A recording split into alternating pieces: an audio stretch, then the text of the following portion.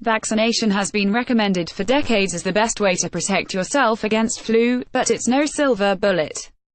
The shot's effectiveness varies from year to year, depending on the closeness of the match between that season's viruses and the vaccine, which is usually reformulated each year. This winter in North America, its performance has been especially poor, leaving people more vulnerable to a virus that's caused a spike in hospitalizations and deaths. In Hong Kong, schools are starting their Chinese New Year holiday earlier amid a flu epidemic that has claimed more than 100 deaths in the city. 1.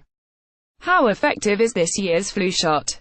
Early findings from Canada indicate a 17% effectiveness against the viral strain, known as H3N2, that's been the main culprit of flu in the US this winter. 2. Why are vaccines less protective against some strains?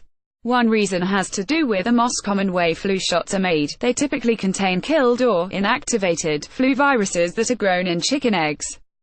Flu viruses that spread easily among humans tend not to grow as well in chicken eggs as bird flu strains do. This is especially the case for H3N2 viruses, which have been circulating continuously in humans since 1968 and are, therefore, very well adapted to humans as a host. When replicating inside eggs, H3N2 viruses are prone to undergoing adaptive changes that make them better suited to the egg environment, but less likely to prompt the right response in humans.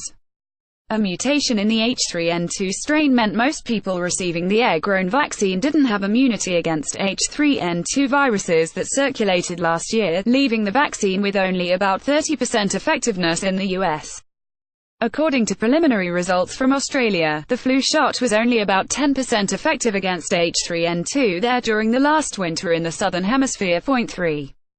How effective should the vaccine be in a typical year? The U.S. Centers for Disease Control and Prevention, which conducts studies annually to gauge the vaccine's protective ability, has found immunization reduces the risk of flu illness by 40% to 60% during seasons when most circulating flu viruses are well matched to the flu vaccine.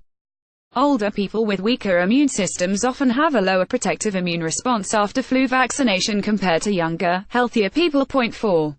What's being done to improve flu vaccine effectiveness?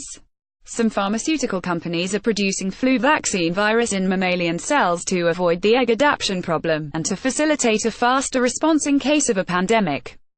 Cell-based technology may offer the potential for better protection over traditional, egg-based flu vaccines because it results in vaccine viruses that are more similar to flu viruses in circulation, according to the CDC. Still, there are no data yet to support this. A number of experimental universal flu vaccines, which would protect against all strains of flu virus, are being tested in trials. 5. Why bother getting the flu shot, then? It might work for you. And even if you catch the flu in spite of being vaccinated, the vaccine may reduce the severity of symptoms. The reference shelf.